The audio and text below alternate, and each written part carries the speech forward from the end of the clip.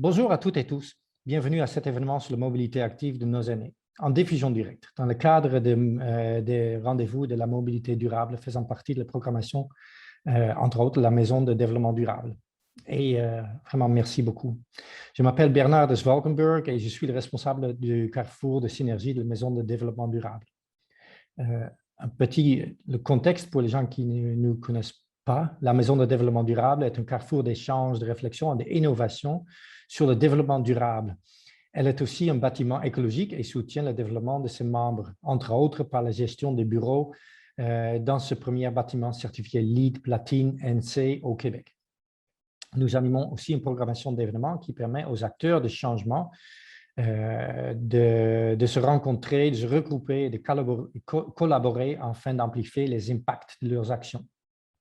C'est dans le cadre de cette programmation qu'on se penche aujourd'hui sur la très bonne question « Urgence climatique et vieillissement, même combat ». Avant de débuter l'événement, j'aimerais remercier les partenaires de la Maison du développement durable, donc Hydro-Québec, partenaire principal de la programmation, et la Ville de Montréal. Donc, je passe donc le mot à… Amélie Myriam Plante. Amélie. Merci beaucoup, c'est très gentil. Merci pour cette introduction. Excellent, je vous souhaite un très bel événement. Très gentil. Donc, effectivement, je me suis déjà présentée. Je m'appelle Amélie Myriam Plante. Je suis chargée de projet Adaptation et résilience au Conseil régional de l'environnement de Montréal. J'ai aussi aujourd'hui vraiment le grand plaisir d'animer cet événement sur la mobilité des aînés, qui est le deuxième d'une série de 2 dans le cadre de la campagne J'embarque, les rendez-vous de la mobilité durable de l'île de Montréal, qui offre en fait chaque année une programmation riche et variée d'activités afin de faire rayonner les idées et les acteurs de la mobilité durable de Montréal.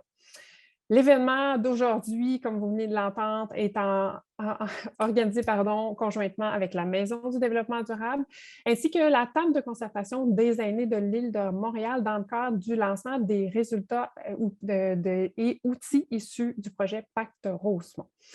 J'en profite au nom du Conseil régional de l'environnement de Montréal, à mon tour, pour souligner la part essentielle des partenaires financiers de J'embarque qui nous permettent chaque année de travailler à l'organisation d'activités comme aujourd'hui, soit l'Agence de mobilité durable de Montréal, partenaire mobilisateur, ainsi que les partenaires alliés, soit la Fondation familiale Trottier, Montréal physiquement active et la Fondation du Grand Montréal. Donc, je vous fais une mise en contexte, le sujet du jour, le titre, comme il vous a déjà été mentionné, le panel d'aujourd'hui, vieillissement de la population et changement climatique, même combat. Il se veut un peu provocateur, là, comme vous avez pu le constater. Et en fait, il nous est venu de discussions qu'on a eues avec différents professionnels œuvrant à modifier l'environnement bâti pour l'adapter au vieillissement de la population.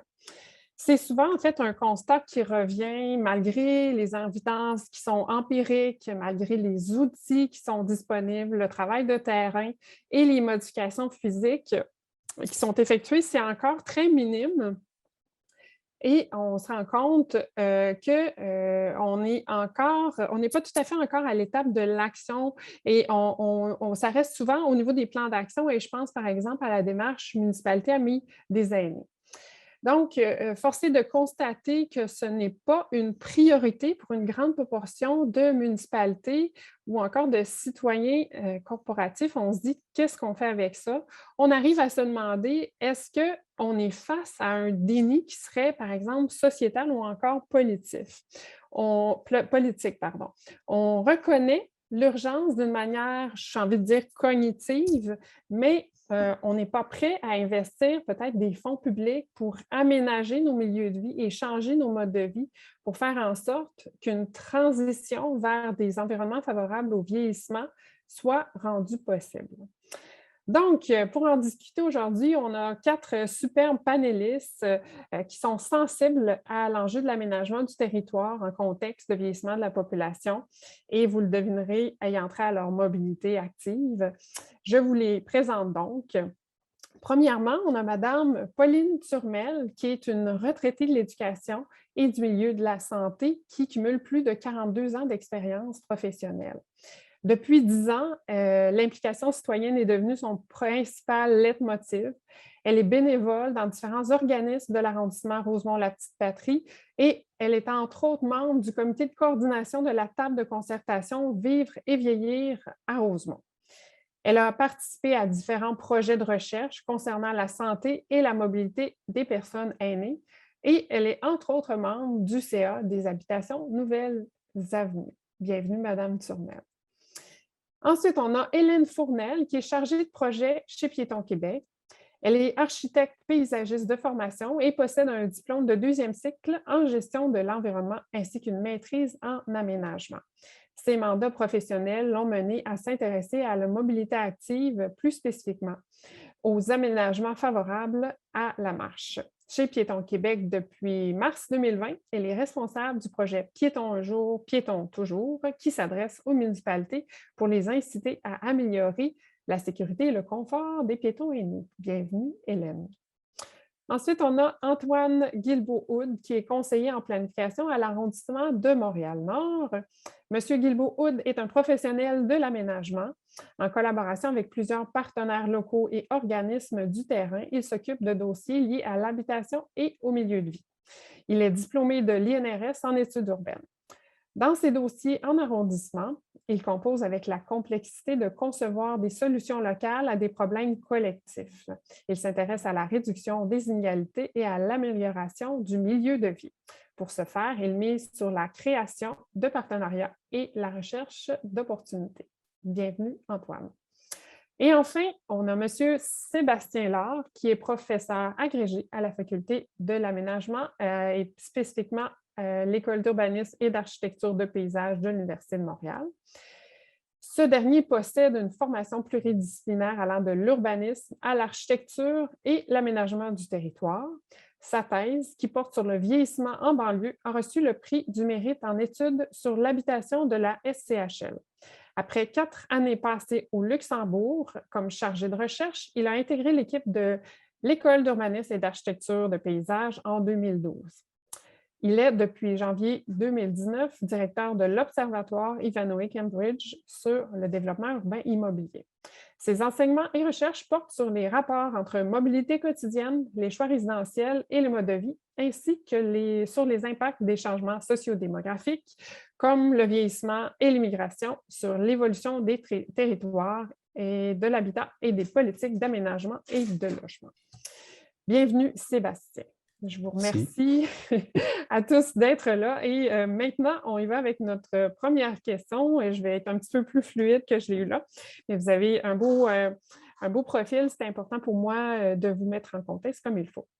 Donc, suite à la mise en contexte que j'ai faite tout à l'heure, je me demandais si est-ce que vous partagez ce constat, en fait, que les difficultés de mise en œuvre de l'adaptation de la ville ou des collectivités au vieillissement et plus spécifiquement à la mobilité des personnes aînées peuvent être mises en parallèle avec l'urgence climatique à certains égards. Est-ce que vous pourriez me dire, par exemple, quels enjeux vous avez pu vous-même identifier dans l'exercice de fonction? Et j'ai envie de me tourner tout d'abord à Mme Fournel chez Piétons Québec et on fera ensuite un tour de table. Je vous écoute. Ben oui, tout à fait. Il y a un lien à faire entre nos inactions face aux 2 enjeux. Puis je dirais que ça repose vraiment beaucoup, à mon avis, sur notre mode de développement qui encourage, favorise beaucoup les déplacements motorisés, plus particulièrement l'auto-solo. Et je dois dire qu'au cours de ma pratique professionnelle, je suis allée à la rencontre de plusieurs citoyens qui, dans le cours de consultation, qui manifestent leurs besoins, leur désir d'accéder à pied ou à vélo à divers services, là, au parc, au commerce, à l'école, et puis qui se butent à de nombreux obstacles. Là, je parle de manière générale, là, tous les groupes d'âge, qui se butent à tous les obstacles des infrastructures piétonnes inadéquates, la circulation routière qui est dangereuse, l'insuffisance de parcs à proximité, puis souvent leur choix. En tout cas, ce que je constate aussi, c'est qu'il y a des ménages qui décident de choisir des milieux encore plus se rapprocher encore plus de la nature, plus tranquille, qui s'éloignent davantage des services pour s'installer en banlieue ou en périphérie des villes hors grand centre et qui se retrouvent encore plus loin des services puis qui sont confrontés là, à l'absence totale d'infrastructures piétonnes et d'infrastructures cyclistes. Donc, c'est un cercle vicieux, le fait qu'on a besoin d'être en contact avec cette nature-là aussi, puis d'accéder aux services, puis d'être confronté à cette circulation automobile-là, qui, elle, a un impact sur, justement, on le sait, les transports ont un grand impact, contribuent grandement là, au changement climatique. Finalement, ces choix individuels-là ont un impact sur notre santé physique et mentale, puis sur l'environnement. Donc, il y a manifestement un lien à faire entre les deux. Puis, en ce qui concerne la mobilité des aînés, de travailler aussi, de mettre en évidence qu'on doit travailler sur les deux fronts à la fois, donc travailler sur les changements climatiques et sur la mobilité. C'est important, c'est une question d'équité sociale aussi, de ne pas les mettre de côté parce que justement, les changements climatiques vont avoir des grands impacts sur leur santé. On le sait, les chaleurs, les grandes périodes de l'été de chaleur, c'est difficile pour les aînés. L'hiver, les changements, la pluie verglaçante, suivie de gel, c'est risqué pour eux par la suite de sortir. Donc, ils se retrouvent à être confinés finalement à l'intérieur pendant des longues périodes de l'année. Donc, un confinement involontaire. Donc, c'est vraiment une question d'équité sociale, de répondre à ça. Et pourquoi on n'intervient pas? Mais justement, je pense que c'est vraiment parce qu'on est pris, on est captif de ce mode de développement qui favorise la motorisation. Je vois que vous en avez beaucoup à dire là-dessus. Est-ce que c'est une opinion qui est partagée par vous, M. Laure, Mme Turmel, M. Hood? Guilbeault-Hood, pardon. Bien, je peux commencer à plusieurs égards. Je crois qu'il y a effectivement des parallèles à faire pour adapter la ville, à la fois pour les déplacements piétonniers, mais aussi pour les changements climatiques. Mais je dirais que notre position à l'arrondissement, quand on prend des projets ou dans l'exercice de mes fonctions, c'est de reconnaître l'existant aussi, puis de se dire qu'on part d'un milieu qui est construit avec des choses qui existent déjà. Donc, c'est important pour nous de voir ce qui a été fait aussi déjà à date pour voir comment dans l'amélioration des conditions ou l'adaptation du milieu, comment on peut travailler ensemble pour arriver à un résultat qui est plus accéléré ou plus rapide pour le citoyen. Mais il y a effectivement des choses qui sont faites en arrondissement pour améliorer les milieux de vie, puis de reconnaître ce qui a déjà été fait aussi, c'est important pour nous. Pardon. Non, mais... exact. Mais non, de reconnaître ce qui a été fait dans la lignée de vouloir un changement. D'embarquer. Aujourd'hui, on est dans un rendez-vous, j'embarque, mais c'est que le mouvement est déjà entamé.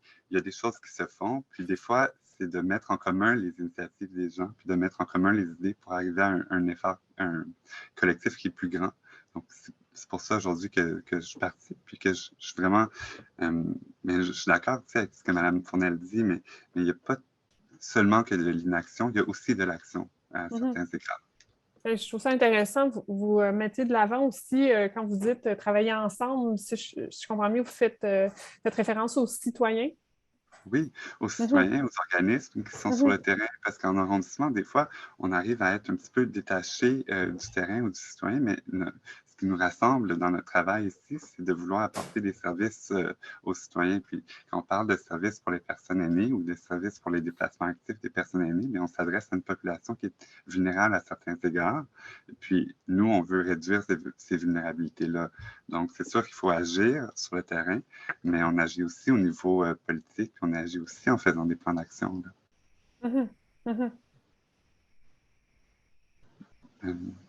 Oui, Mme Turmel, je vois que vous voulez prendre la parole. Bien, moi, pour aller un peu dans le sens de M. Guilbeault, je trouve qu'il y a quand même un mouvement d'initier. Ça ne va peut-être pas à la vitesse qu'on souhaiterait, mais moi, je constate dans mon arrondissement de Rosemont, je trouve que des fois, oui, on trouve que ça ne va pas assez vite, mais je trouve qu'il y a du mouvement. Puis moi, ça me donne espoir, puis je veux juste voir ça que ça va arriver.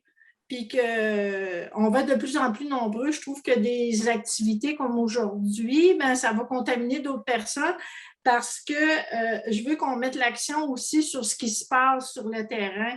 Même si ce n'est pas tant que ça, ben, c'est mieux que c'était, puis ça va être encore meilleur. En tout cas, moi, j'aime bien loger à cette adresse-là. On reconnaît votre positivisme.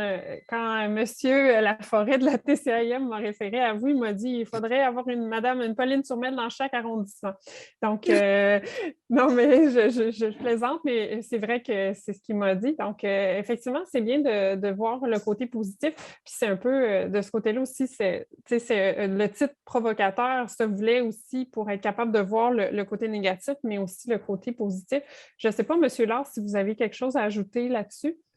Ben oui, moi je trouve que je suis tout à fait d'accord avec ce qui a été dit sur l'importance d'avoir le point de vue de tous les acteurs, y compris, puis je dirais en premier lieu, les habitants, les résidents des quartiers, etc. Mais quand on essaie de mettre en parallèle le vieillissement de la population, puis la lutte, ou en tout cas l'aménagement en temps d'urgence climatique, c'est pas une question que je me suis posée. J'ai trouvé la question intéressante, mais c'est pas nécessairement la question qu'on se pose naturellement, mais en y réfléchissant, ben, c'est clair qu'il y a plusieurs lieux communs, hein, l'espace public, la qualité de la proximité pour faciliter les déplacements en mode actif, etc.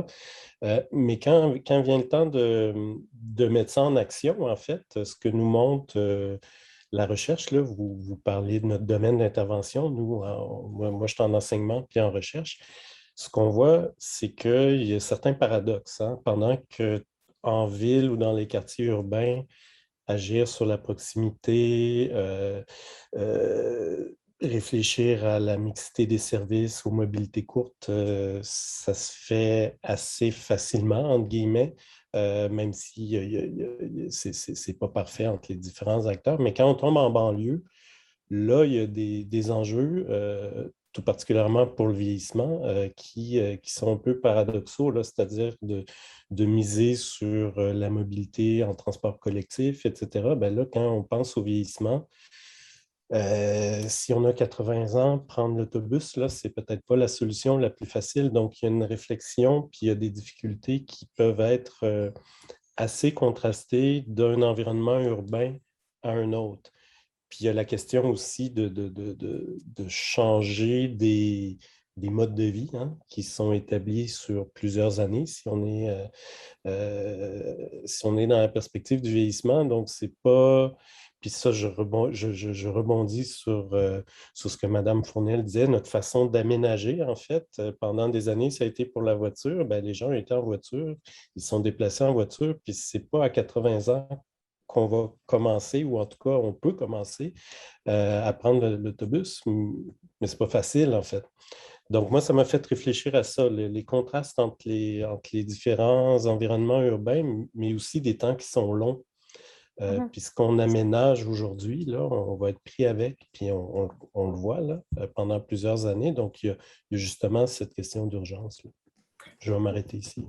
Bien, c'est intéressant parce qu'effectivement, il y a une urgence climatique, il y a une urgence de changer les environnements de vie maintenant parce que le vieillissement de la population est d'une grande cohorte qui,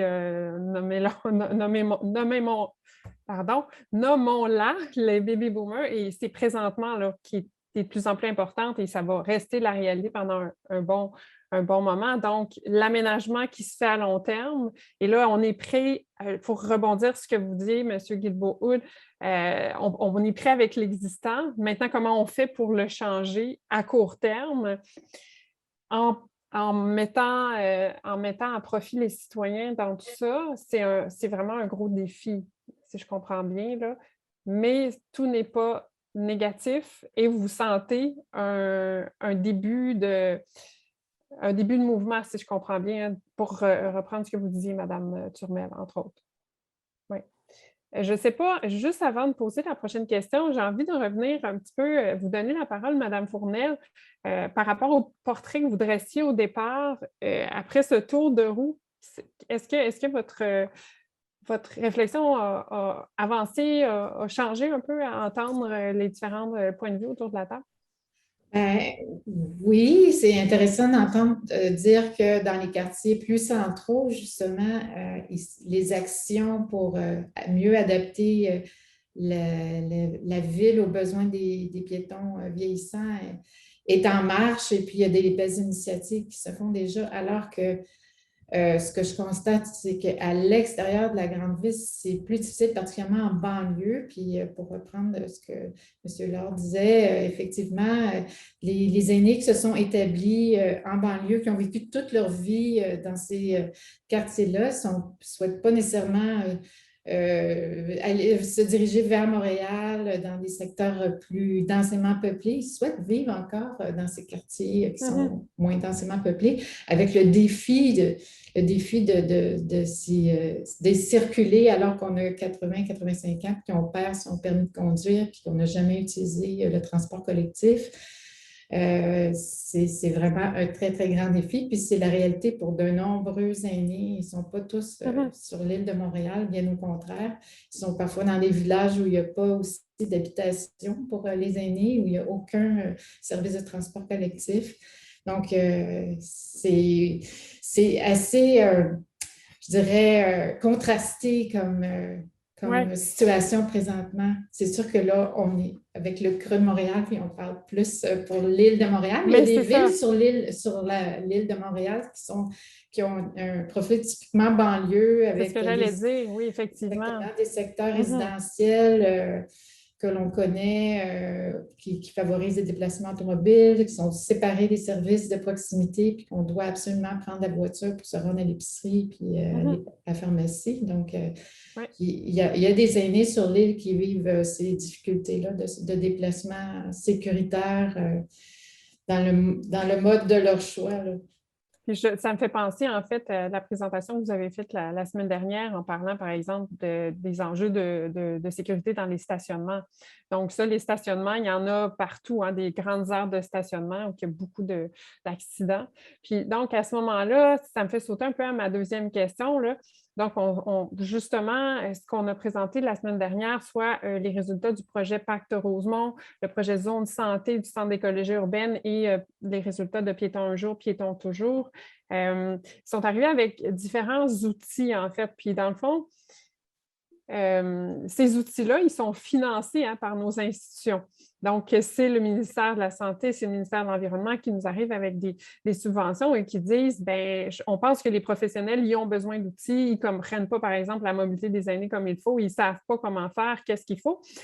Et là, ça revient un peu à ce qu'on disait au départ, on disait, bien, comment faire, en fait, pour que ces projets-là aient de l'impact et donc qu'ils soient appliqués? Parce que c'est comme si on dit, on connaît la recette, on sait qu'est-ce qu'il faut pour que les aînés se déplacent à pied en sécurité. Maintenant, comment on peut faire en sorte que ça ait de l'impact sur nos milieux de vie? Et j'irai peut-être un peu plus loin dans ma question parce que vous amenez l'aspect du comportement de la personne aînée qui n'a jamais pris l'autobus, une fois qu'elle a 80 ans, c'est difficile pour elle de s'adapter à ce comportement-là. Quel serait, dans le fond, comment on pourrait faire pour que, d'une part, les aménagements se matérialisent maintenant qu'on a, entre guillemets, la recette, on sait qu'est-ce qu'il faut faire, et comment faire pour aider le changement de comportement, on pourrait dire. Et peut-être, M. Guilbeault-Houde, Mme Turmel, est-ce que vous auriez des pistes par rapport à ça? Bien, moi, ce que je peux parler sommairement, puis c'est sûr que ça concerne juste mon arrondissement de Rosemont, c'est qu'à la table des vieillir à Rosemont, on s'est inspiré du Forum des aînés qui a eu lieu en mai 2016. Le forum a réuni environ 600 aînés du territoire, puis ils ont identifié des grandes orientations, dont assurer le déplacement sécuritaire. Il y en avait d'autres, là, mais je vais m'en tenir à celle-là. Puis à VVR, on s'est dit, bon, ben regarde, on va récupérer, là, on va s'inspirer de ces orientations-là, puis on va regarder qu'est-ce que localement on pourrait faire pour faire avancer, pour que ça se concrétise. Fait qu'on s'est fait un plan d'action. Puis on s'est dit là-dedans, qu'est-ce qu'on met? Quelles sont les actions on va déployer pour que ça se réalise? Fait qu'on s'est dit, bon, ben là, il faut qu'on maintienne notre participation à MADA, le comité Amis des aînés. Puis on va assurer le suivi là, en ce qui concerne le déneigement, les bancs, plein d'affaires comme ça, là, la signalisation aux traversées, bref. Mais là, on s'est dit, bon, les autres ingrédients que ça nous prendrait, il faudrait obtenir la participation en VVR du conseiller qui représente, qui porte le dossier des aînés. On l'a contacté, puis oui. Bon, depuis 2017, fait partie de notre table de concertation. Après ça, on s'est formé un comité, on appelait ça un comité de bancs, là, on n'a pas cherché loin. Et puis, on a recensé les bancs sur notre territoire de Rosemont. Il y a 2 bénévoles citoyennes qui ont ratissé toutes les rues. Mais ça a été assez rapide parce qu'il n'y avait pas beaucoup de bancs. Fait que c'était... Et aussi, ils nous ont suggéré des endroits où on souhaiterait avoir des bancs. Là, je m'attarde aux bancs, mais bon. Puis, on a transmis nos demandes à notre arrondissement, puis on a resté vraiment connectés avec eux. Et puis, ils ont demandé une lettre d'appui de VVR afin d'obtenir une subvention de 100 000 de CADA, Québec Amis des aînés. Ils se sont dit, bon, ben, si on a la subvention, on va être en mesure d'installer des bancs. Fait que, écoutez, avec la pandémie, là, on s'entend que ça n'a pas été... mais au final, on peut dire que, ouf, 4 ans plus tard, on a 56 bancs qui ont été installés aux endroits qui ont été identifiés par les gens de VVR et qu'il y a eu vraiment une belle collaboration entre VVR et l'arrondissement, vraiment une collaboration étroite.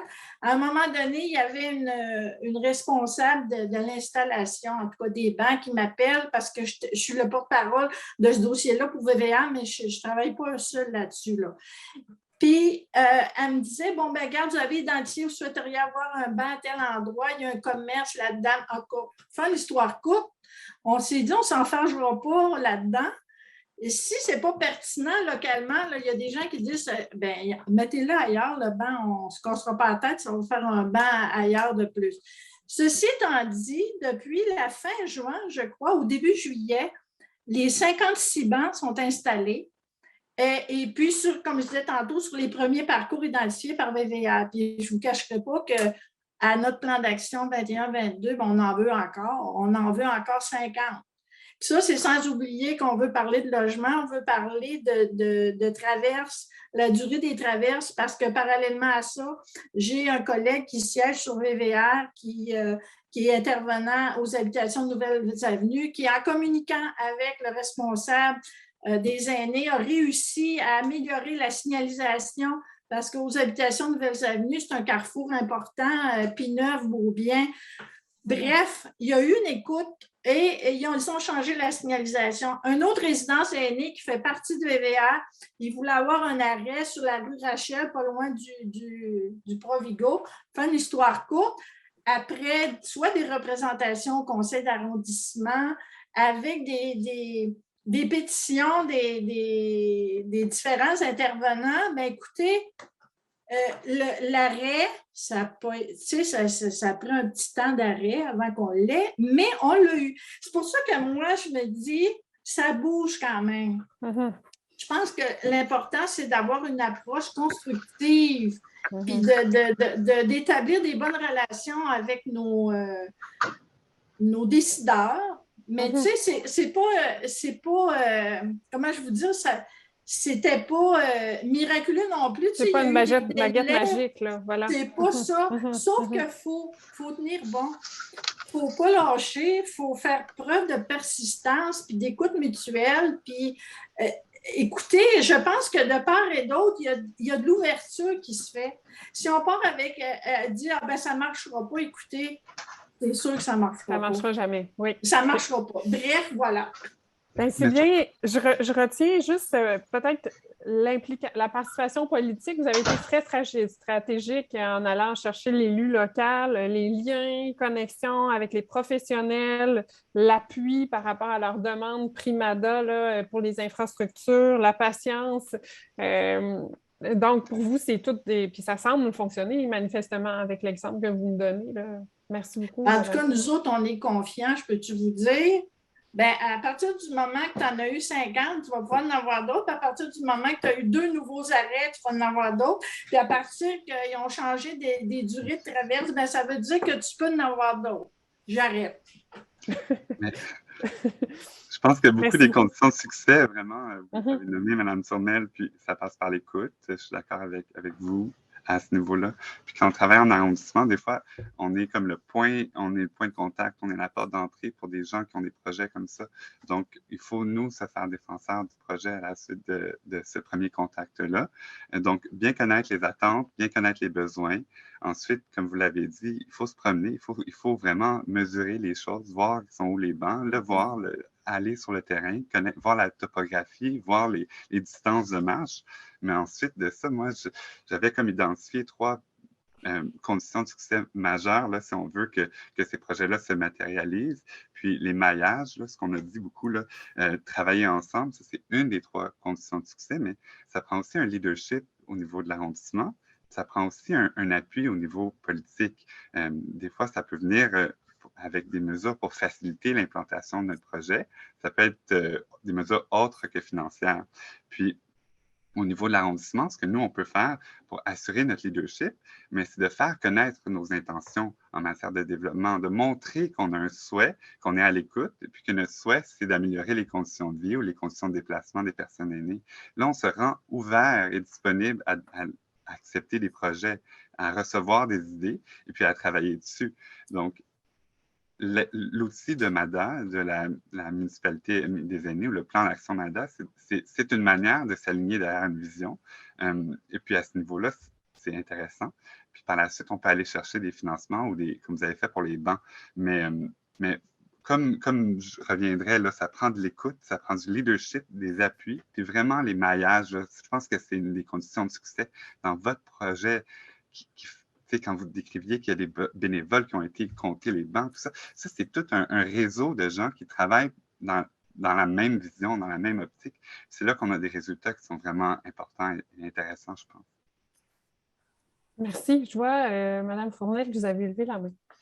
Oui, parce que j'aimerais ajouter que ça prend aussi une diffusion des bons coups. Il faut faire connaître ces projets-là quand ça fonctionne, de sorte qu'on fasse connaître à l'ensemble de la population les bienfaits collectifs des interventions et non pas uniquement ce qui a été fait pour les aînés, mais ces interventions-là sont bonnes pour tout le monde. Ajouter un arrêt d'autobus à un endroit stratégique, c'est manifestement bon pour d'autres usagers du transport collectif. Ajouter des bancs, ça peut être bon aussi pour une personne à mobilité réduite qui s'est brisé la cheville ou peu importe, une jeune famille. Donc, je pense que c'est important de faire connaître ces bons coups, aussi diffuser.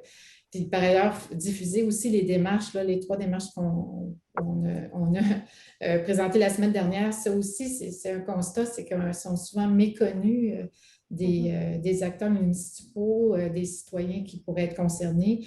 Donc, continuer de diffuser, de faire connaître les projets de toutes les manières par des réseaux sociaux. Donc, c'est ce que je voulais ajouter. Bien, puis là encore, je reviens à la crise climatique. Tu sais, des fois, on parle de sensibilisation, de littératie, encourager les gens à comprendre qu'est-ce que c'est, en quoi ça consiste pour vrai, vulgarisation et tout ça. Je pense que ça va dans ce sens-là. Des fois, c'est cognitif, par contre. Est-ce que le changement va se faire? Je me fais l'avocate du diable là-dessus. Madame Tournelle, est-ce que ça vous dérange si je donne la parole à M. Laure, comme il n'a pas parlé par rapport à la usine, puis je vous passe la parole tout de suite après?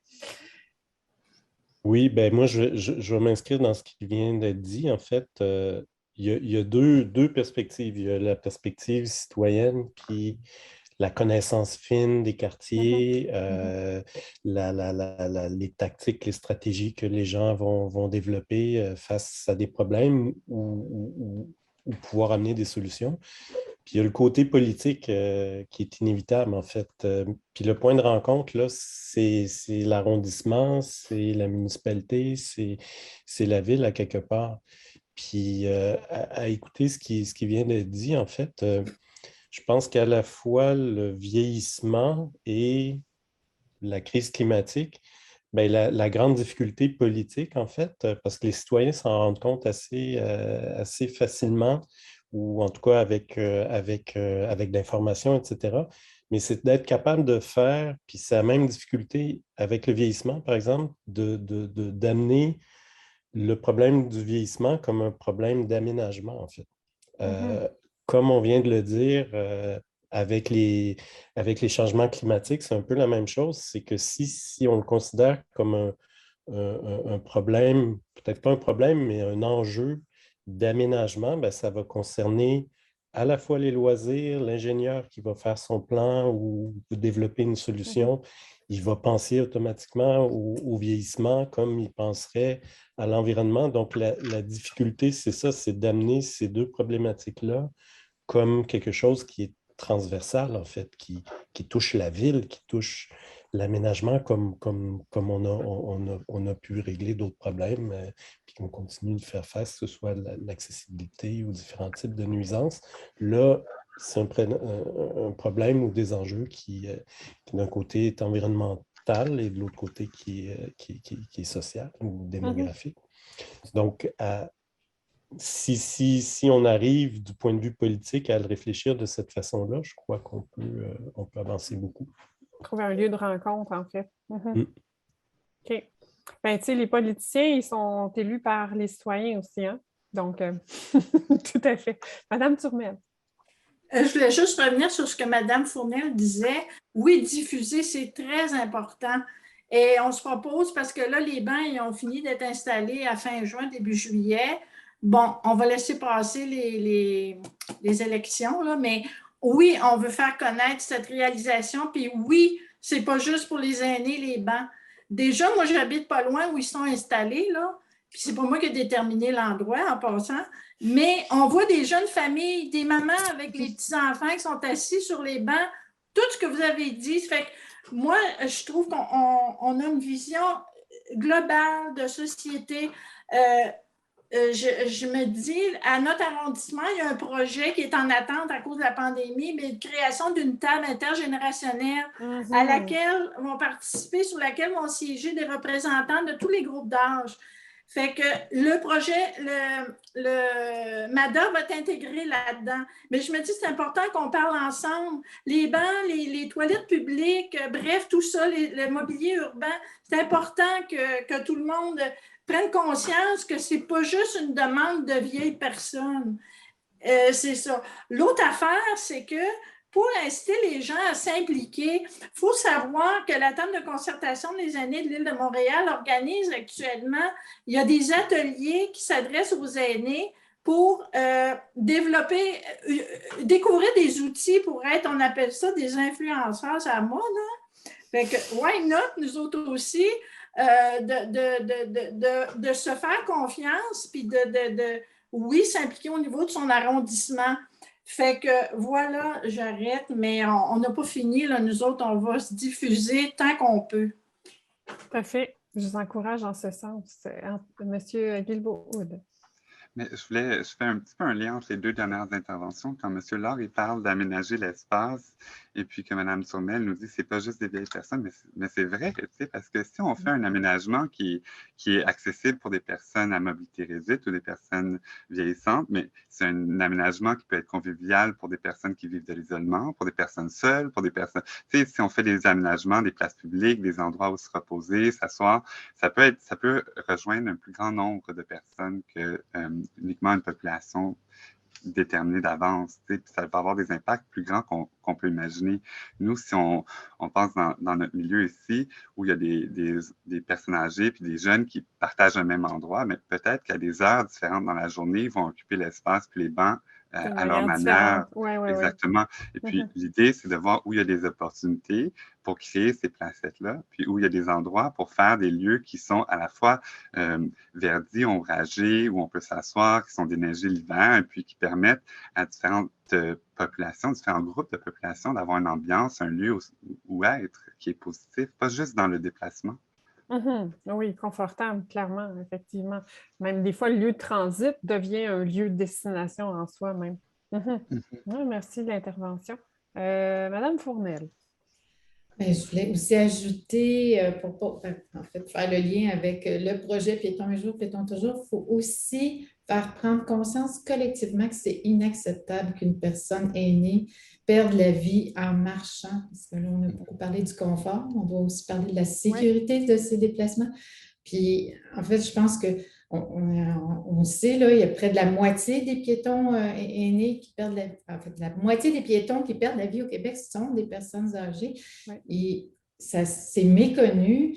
Il reste qu'on doit prendre. Il n'y a personne qui mérite de perdre la vie en marchant, mais il reste que les aînés sont encore plus vulnérables. Ouais. Puis on doit vraiment collectivement prendre cet enjeu-là en main, puis intervenir. Puis toutes les interventions, solutions qu'on prend pour sécuriser nos intersections, nos rues vont servir collectivement à tout le monde, là, incluant les enfants, les jeunes familles. Tout à fait. Merci beaucoup. Je vais avec ma dernière question, que j'ai l'impression, en fait, qu'elle prend un peu le problème à l'envers puis qui peut aider, dans le fond, à sensibiliser les gens au lien, dans le fond, avec le vieillissement et la crise climatique. Donc, comment une collectivité favorable aux aînés peut-elle contribuer à répondre à l'urgence climatique? Si on prend ça de l'autre sens, et là, c'est à votre tour, M. Laure. J'ai posé les questions au précédent et je vous donnerai la parole en premier. D'après vous.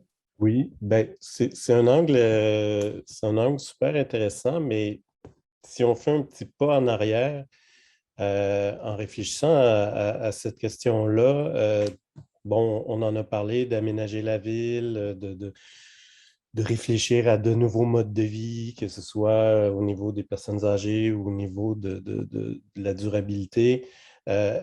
Si on prend un petit pas en arrière, il y a quelques dizaines d'années, on parlait beaucoup d'accessibilité universelle, c'est-à-dire d'adapter les bâtiments, d'adapter l'architecture ou l'échelle architecturale aux gens qui peuvent être confrontés à des handicaps ou des... Puis avec le temps, ben, c'est devenu finalement une norme.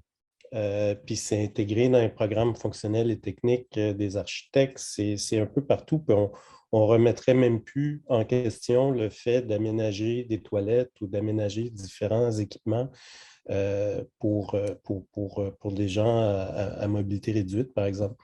Donc, ça montre qu'à quelque part, on est quand même capable de changer des choses. Puis on l'a fait, en fait, pour ça. Là, par contre, on est peut-être plus à l'échelle d'une ville, avec plein d'acteurs, avec des acteurs du milieu privé, public, etc. Donc, c'est plus difficile, mais est-ce que le vieillissement de la population, ça pourrait être, puis on parlait du baby-boom, là, il y a un poids démographique et je dirais démocratique aussi qui est là.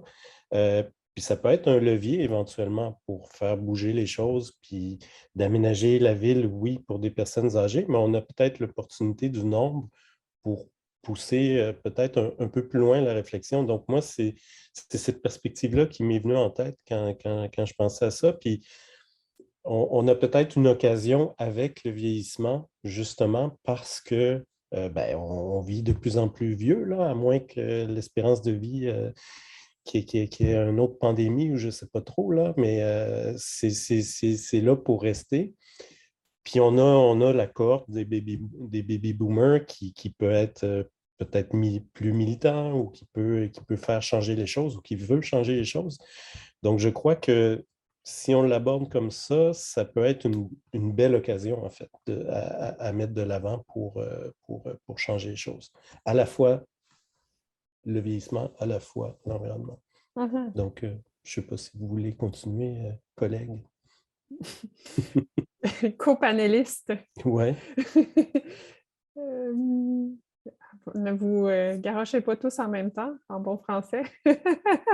C'est sûr que c'est une question de fond, mais c'est intéressant cette perspective-là de M. Laure en disant on pensait qu'on n'y arriverait pas ou en fait on trouvait ça très compliqué, l'enjeu d'accessibilité universelle, et maintenant c'est acquis. et avec le poids démographique en disant peut-être que ça tu sais, dans le fond, on sent peut-être que le momentum est là, même si des fois, on est un peu décourageant en disant mais là, ça va tout changer. Mais là, de dire ben, c'est un bon exemple à se servir pour dire il y a de l'espoir. Puis peut-être, dans le fond, l'enjeu, je reviens à ce que M. Guilbeault disait en début de panel, en disant on doit composer avec l'existant. Peut-être que l'enjeu, c'est de modifier l'existant. Et une fois qu'on va faire, maintenant qu'on a les outils, ça va dire, comme Mme Turmel dit, ça va bien aller. On est optimiste maintenant qu'on a les outils, on sait comment faire. Mme Fournel, vous ajouter, répondre à cette question peut-être? Ben, oui, c'est vrai. Effectivement, là, la question de l'accessibilité universelle demeure très pertinente justement sur l'aménagement des rues, trottoirs et compagnie. Il faut vraiment le voir justement dans cette perspective pour s'assurer que c'est vraiment tout le monde qui a accès aux infrastructures piétonnes. Et je pense aussi que de travailler sur les deux enjeux à la fois, là, de travailler sur des actions qui répondent aux besoins de la lutte au changement climatique et à l'adaptation des municipalités aux besoins des aînés.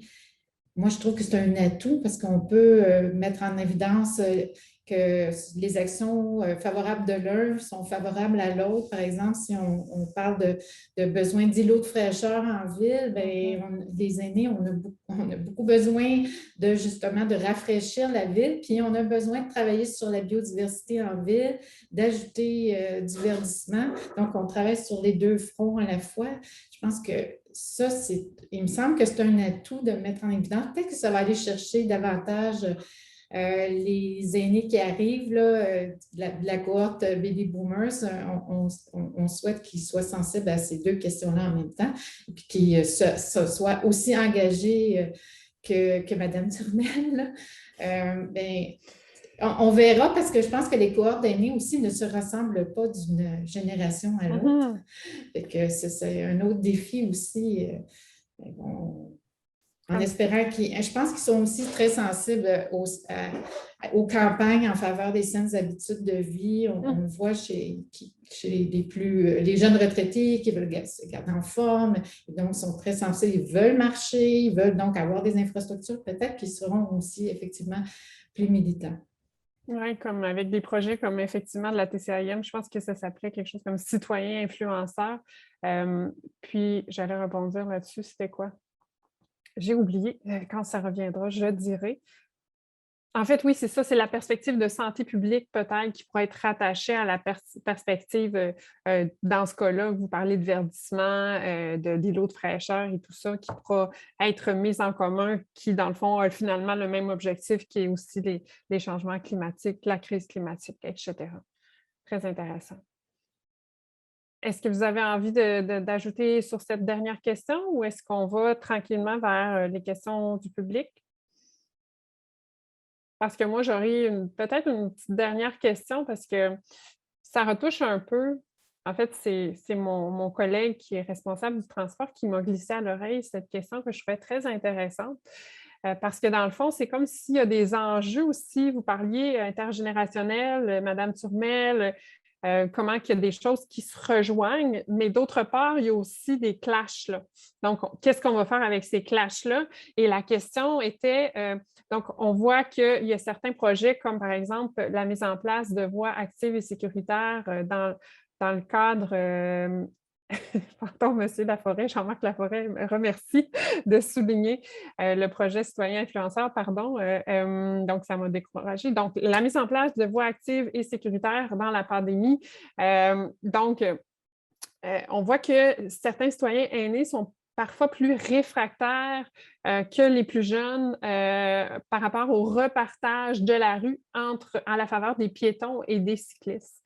Est-ce que justement, c'est en lien avec le fait qu'ils seraient plus dépendants à l'automobile que le reste de la population ou c'est une question effectivement générationnelle? Et pour reprendre un peu le slogan de la campagne, comment embarquer les aînés dans le mouvement en faveur des piétons et des cyclistes? J'irai une première réponse.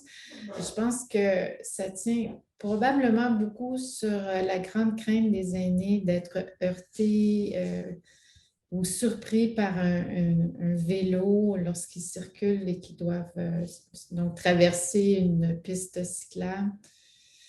Puis je pense qu'il faudra travailler beaucoup pour sécuriser les endroits où il y a interaction entre ces deux types d'usagers, justement pour les rassurer et favoriser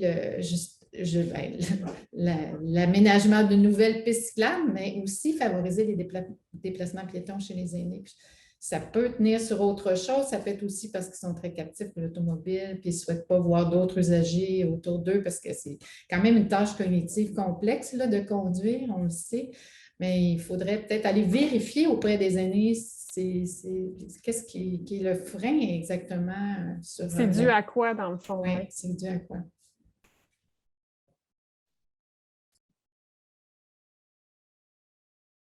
Est-ce que vous avez d'autres pistes de réponse? Je ne sais pas, Mme Turmel, M. Laure, par rapport à ce clash-là générationnel, on pourrait dire. En tout cas, ça, c'est ce qu'on a observé dans un sondage, en fait, suite à la mise en place de voies actives et sécuritaires à Montréal. Donc, comment vous réagisseriez à ça?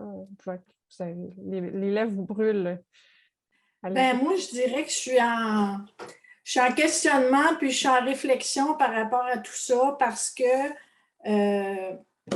comment je dirais bien ça? Donc, des fois, là, c'est mon idée du moment, là, c'est qu'on voit beaucoup en tunnel, hein? Les aînés, les plus jeunes, les cyclistes, les automobilistes.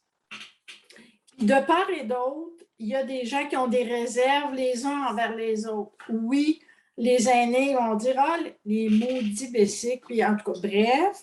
Mais c'est pas tout le monde qui dit ça non plus, là. Mais tu sais, c'est ce qui... Bon. Puis en même temps, des fois, tu te dis « Ah, oh, regarde, ça va leur prendre du temps, ils vont finir à bout de traverser la rue. » Tu comprends que de part et d'autre, il faut qu'on se rejoigne, là. Il y a comme un dialogue à installer... tu sais, je reviens on est en tunnel, là. Tu sais, les personnes âgées, ils ont besoin d'ici, de ça, de ça. Si on décloisonne tout ça, là, une vision je reviens avec mon histoire des bancs, c'est qu'on partage un territoire.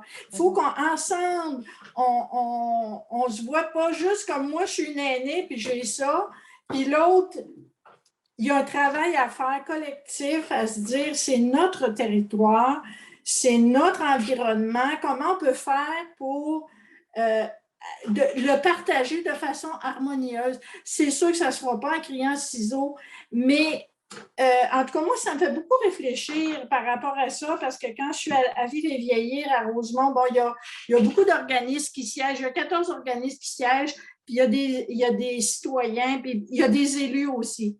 Puis là, je me dis, c'est un beau lieu pour qu'on se parle de tout ça, là. Puis il faut que notre pensée, elle évolue, parce que si en tout cas, je pense que j'ai pas mal dit ça, là, je risque de me répéter, j'arrête là.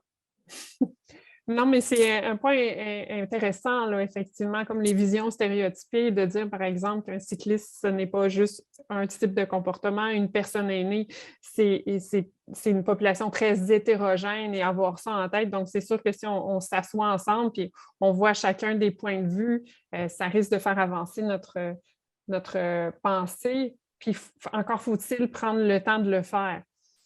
Si je comprends bien. Je vois, monsieur, là, vous aviez levé la main, vous l'avez baissé, je ne sais pas si... Oui, je ne sais pas si j'avais encore le temps, mais oui, allez-y. Ça montre l'importance, en fait, du point de vue des personnes, du point de vue des personnes âgées pour refléter, en fait, leurs besoins, mais aussi leurs aspirations, leurs préférences, etc. Donc, ça montre le besoin de partager de l'information, de partager les points de vue. Puis ces points de vue-là, de les partager auprès là, des personnes âgées et des autres usagers de la route. Là. Donc, il y a un besoin de conscientisation. Je suis tout à fait d'accord avec ce que Mme Turmel dit.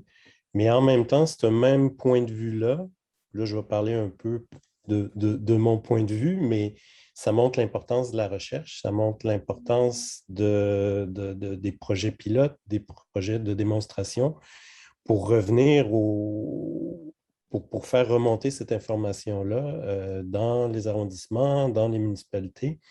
Parce qu'un problème de piste cyclable et de cohabitation, c'est un problème d'aménagement, là. À quelque part, s'il y a des accidents, s'il y a des problèmes de cohabitation, il y a une grande partie qui repose sur la façon dont on aménage l'espace. Puis si on sait comment les gens pratiquent l'espace, si on sait qu'est-ce qui les préoccupe, etc., c'est des aménagements basés sur des données, en fait, des données probantes. Puis ça c'est important. Puis c'est encore le point de vue du citoyen qui ressort comme important à ce niveau-là, là. Mhm. Oui, c'est ça, d'avoir en tête de bien faire. Si on n'a pas l'opinion du principal intéressé ou des principaux intéressés, quand on parle de conversation, je pense que c'est Société Logique là, qui a mené des conversations piétons-cyclistes. Bien, fait qu'il y ait un représentant des personnes aînées à la table aussi. Puis clairement, c'est sûr que une fois qu'on a ça en tête, que ces données-là percolent aussi à nouveau vers les professionnels du terrain, c'est également important. Je suis tout à fait d'accord avec vous. Est-ce que je me tourne du côté de Blaise? Est-ce qu'on a des questions du public à ce stade-ci? Bonjour. Non, pas de questions du public pour l'instant. Alors, j'invite tout le monde là, à utiliser l'onglet Q et R ou Q et A selon la langue de votre logiciel. Si c'est plus simple pour vous aussi, plus rapide de lever la main, là, n'hésitez pas à le faire, puis on va vous permettre d'ouvrir votre micro pour poser votre question, formuler un commentaire. Oui, exactement. Ça peut être des questions soit adressées directement à un intervenant, un panéliste ou de manière générale.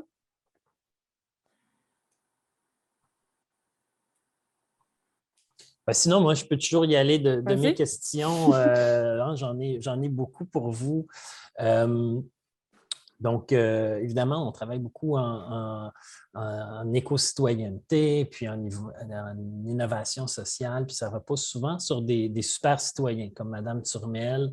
Et puis, ça repose aussi beaucoup sur des super milieux municipaux et puis des champions politiciens, mais dans des milieux plus ordinaires, moins mobilisés, avec des populations, moins de populations favorisées, par exemple.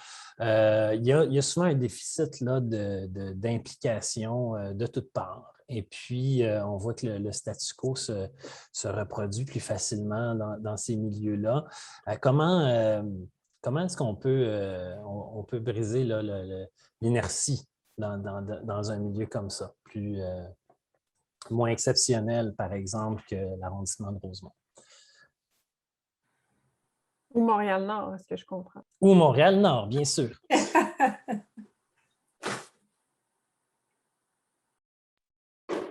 Qui a envie de répondre à cette super question de mon collègue? Je pense qu'il y a des initiatives de recherche-action, par exemple, qui peuvent se faire en allant créer le momentum, en allant mobiliser les milieux. Je pense que ça peut être une avenue. Il y en a probablement d'autres, mais ça, c'est une que je connais, de passer par la perspective action et la perspective recherche, en fait.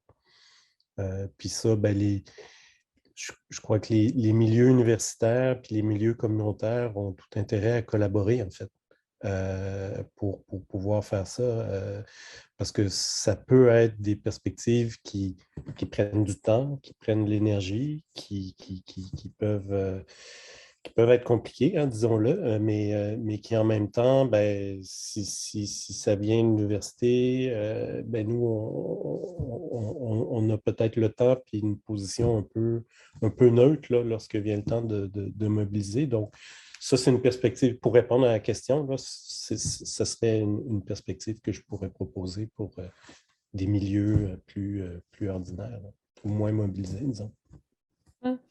Oui, parce que c'est vrai que effectivement, la table locale VVR à Rosemont est reconnue à Montréal là, par la table de concertation des aînés de l'île de Montréal comme étant une des plus dynamiques.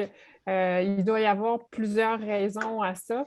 Je ne sais pas, vous, Mme Turmel, si vous êtes en contact, vous êtes très impliquée avec d'autres arrondissements, d'autres milieux. Vous avez peut-être vous-même pu constater un déficit, mais un déficit en termes de problèmes de mobilisation. Est-ce que vous pouvez identifier quels sont, selon vous, les freins et qu'est-ce qui ferait en sorte qu'on pourrait mobiliser ces milieux-là? C'est une grosse question, là. Vous n'êtes pas obligé d'avoir une réponse. J'ai la réponse. Ah Non. oui? Ben, ça se peut. Mais moi, je me dis qu'actuellement, on travaille sur plusieurs fronts. Au niveau de la recherche, il y a différents organismes. Là, il y en a qui en représentent, qui sont à l'écran actuellement. Je trouve que sur plusieurs niveaux, il y a des choses qui se font puis qu'on entend parler de plus en plus. Aussi, la diffusion est importante. Puis, j'avais une idée, je l'ai perdue. Bref, moi, je trouve qu'il y a une piste, en plus, qui s'ajoute à ça, là, puis qui pourrait plus toucher encore les milieux ruraux, c'est la gérontologie sociale. C'est une autre avenue pour rejoindre les aînés, mais pas tant les aînés que l'environnement, pour qu'ensemble, on développe une pensée globale de notre société, puis de notre... Tu sais, comment on peut mieux vivre les uns avec les autres. Fait que c'est une autre avenue. C'est pas la seule, mais je trouve que si on intervient sur plusieurs fronts à la fois, ça va finir par émerger. Puis il y en a des choses qui se font dans d'autres, je pense à ces îles du Sud-Ouest, là, l'arrondissement du Sud-Ouest qui ont développé un corridor d'autonomie. Vraiment, c'est fantastique qu'est-ce qu'ils ont fait là. Puis je suis sûre qu'il y a d'autres choses, mais c'est peut-être pas tant connu. Mais je pense que des exercices, des activités comme aujourd'hui et d'autres va faire en sorte que, mais tranquillement, pas vite, peut-être qu'il va y avoir une contamination. Pas un bon mot de ce temps-là, la contamination, mais ça serait positif. Oui, positif. Tout à fait. Tu sais, qu'il y ait des contaminations, des nouvelles versions. Que tu dis, gadon. En tout cas, moi, que c'est ça. Parce que je pense qu'il y a des tables locales qui misent beaucoup sur l'implication citoyenne. Il y en a d'autres qui misent un peu moins et qui comptent beaucoup sur les organismes locaux pour le faire. Donc, peut-être que c'est une question de synergie. Oui, M. Guilbeault, vous avez quelque chose à ajouter à ça? Oui, l'écran a gelé. Je pense que vous me direz si vous ne m'entendez pas. Mais oui, pour pallier au déficit, on vous entend.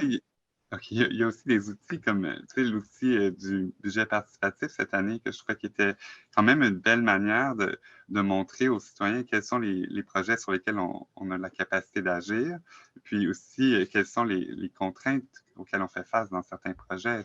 Donc, quand on consulte, puis on fait la démonstration d'ouverture, on écoute, on est à l'écoute, mais par la suite, quand on arrive avec un projet, il y a une transparence à avoir parce que on peut montrer quelles sont nos contraintes, puis ça peut permettre aux gens de s'impliquer ou de nous montrer quelles sont les manières qu'eux, ils détourneraient ces contraintes-là, ces difficultés-là. Donc, amener les gens à vouloir participer en étant vraiment transparents, puis en leur montrant, par exemple, avec le budget participatif, on a une enveloppe d'un montant, on a différents projets, puis en les amenant à participer, je pense que ça peut être une belle manière aussi d'impliquer les gens.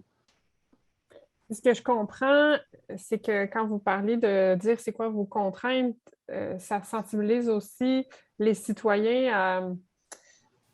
Parce qu'on peut entendre, par exemple, des citoyens dire « la ville, elle fait rien » pour y aller dans le cliché, alors que quand il y a un budget participatif, ça permet, si je comprends bien, aussi aux citoyens de comprendre quelles sont les restrictions, puis que des fois, c'est un petit peu plus compliqué que ce qu'on a tendance à penser.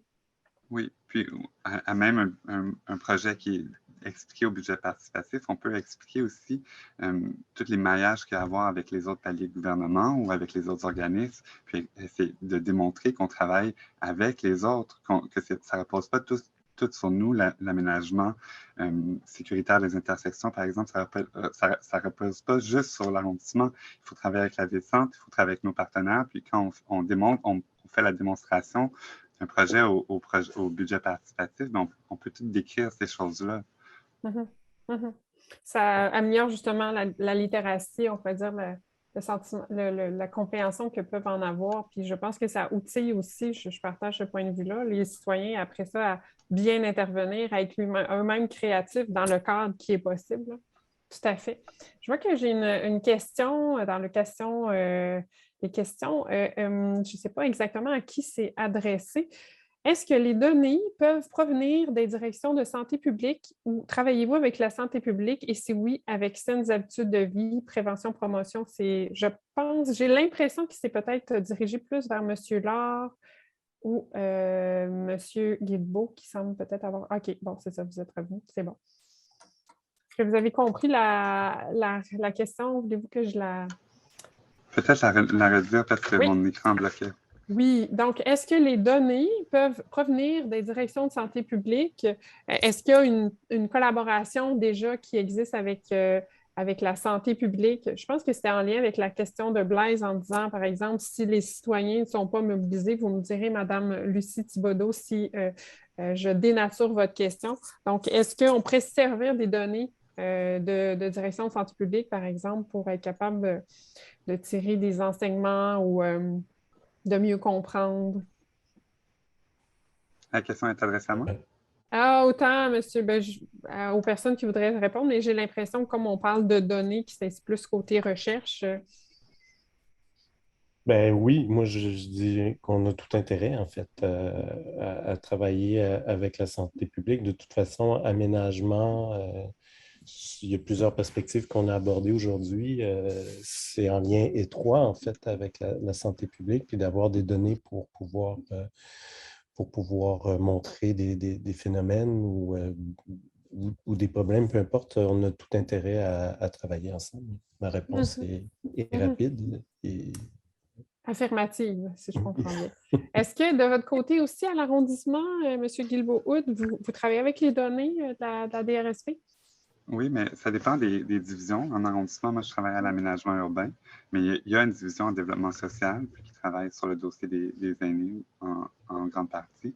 Ils font des rendez-vous des aînés, des choses comme ça. Eux ont accès à certaines données ou des partenariats que moi, j'ai pas sous la main dès que je fais un projet d'aménagement, mais les données ils doivent il doit y avoir une communication entre les différentes divisions d'arrondissement. S'il y a des données qui sont pertinentes, qui sont partagées par la santé publique au développement social, et puis qui sont pertinentes à prendre en compte dans un aménagement, mais on a, nous, des comités à l'interne où on partage ces informations-là. Parfait, merci. J'ai aussi une question qui vous est spécifiquement adressée, M. Guilbeault-Hood, qui nous vient de Naoui Tardy. Elle dit qu'elle serait intéressée à savoir ce que vous, à Montréal-Nord, ou en fait vous-même, vous proposez, ou ce que votre arrondissement propose, ou a mis de l'avant comme stratégie pour rejoindre le milieu et stimuler la participation citoyenne. Quelles ont été vos stratégies pour stimuler la participation citoyenne en d'autres termes? Juste avant la pandémie, il y avait comme chantier d'organiser les rendez-vous des aînés. C'est une démarche qu'ils ont fait avec Conversité, ou ils ont fait le démarrage avec Conversité. Donc, consulter les aînés sur le territoire, puis voir un petit peu c'est quoi les aspirations, les besoins de notre population. C'est une démarche qui est déjà engagée, mais qui a été un petit peu mise sur pause pendant la pandémie. Donc, à ce niveau-là, on est engagé dans un processus de consultation et de travail. Je pense que ça se fait beaucoup, surtout par les groupes de l'âge d'or, les lieux où il y a déjà des aînés qui se rassemblent. Puis c'est ce qui a mené un petit peu, à cause de la pandémie, là, les gens se réunissaient moins, alors on a moins de contacts fréquents avec eux, mais au développement social, il y a une division qui travaille avec les personnes aînées, surtout, là.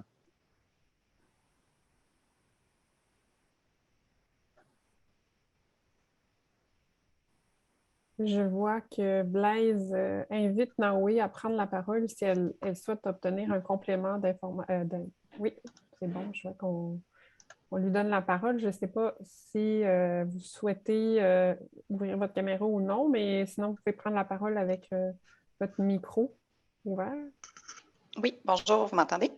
Oui. Oui, bien, en fait, c'était vraiment pour savoir un peu, pour inspirer les autres arrondissements sur qu'est-ce qu'on peut mettre en place pour ouvrir la porte à la participation citoyenne ou à la participation des organismes là, présents dans les arrondissements. Je sais que ça peut apporter un grand coup de main aux arrondissements qu'il y ait cette implication-là. Donc, comment on peut tendre la main vers les acteurs locaux pour que ce genre d'initiative se mette en place? J'ajouterais que aussi au niveau de la planification à l'arrondissement, on a un plan collectif pour les jeunesse, un plan collectif en habitation, puis un plan collectif en économie. Puis ces plans collectifs-là sont portés par l'arrondissement avec l'ensemble des organismes qui sont partenaires. Donc, quand on travaille sur la planification à long terme, il y a plusieurs étapes de consultation et de co-construction de travail en commun avec les organismes. Donc, c'est vraiment le point de départ. Puis une fois qu'on a le gabarit ou le guideline du travail pour les prochaines années, mais ensuite, on se lance avec ça. Puis quand il y a des projets particuliers, on fait à nouveau une consultation. Mais il y a différents moyens de consulter. Nous, on a fait une consultation en ligne pendant un moment avec un résultat qui était assez limité à cause d'une fracture numérique, en particulier chez les aînés. Mais on essaie vraiment d'être dans l'action, puis dans la consultation, puis en essayant des nouvelles choses. Donc, auprès des organismes communautaires et la table de quartier, surtout, là, on réussit à rejoindre les gens. Oui, je vois que la consultation se fait à différentes étapes aussi. Au niveau de planification stratégique, vous parliez de budget participatif, puis après ça, si sur des secteurs particuliers, il y a aussi des consultations de manière numérique avec des tables de quartier. Donc, peut-être différentes manières de rejoindre de différentes populations, clientèles, etc.